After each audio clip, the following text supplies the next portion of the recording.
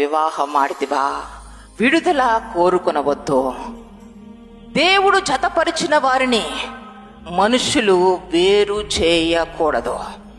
ఒకవేళ భర్త చనిపోతే, నీ తల్లిదండ్రులు ఒకవేళ నువ్వు ఒంటరిగా ఉండడం మంచిది కాదని వివాహం చేస్తే నీ వయసును బట్టో, కానీ భర్త బతికుండంగా ఒకసారి నిబంధన చేసి కష్టమందును, నష్టమందును, వ్యాధి అందును, బాధ అందును నేను నిన్ను విడవక ఎడబాయక నీతో ఉందునని దేవుని ఎదుట, మనుషుల ఎదుట నిబంధన చేయుచున్నాను అని దేవునికి నిబంధన చేసి ప్రమాణము చేసి ఆ భర్తని విడిచిపెట్టడానికి వీల్లేదు. లేకపోతే వేరొకరిని చూసి ఆ భర్తని విడిచిపెట్టి అతన్ని చేసుకోవడానికి వీల్లేదు. అది వ్యభిచారము కిందనే. ఎంత కాలము ఆ రెండో వ్యక్తితో నువ్వు ఉంటావో అంత కాలం అది వ్యభిచారము లెక్కలో చేర్చబడుతుంది.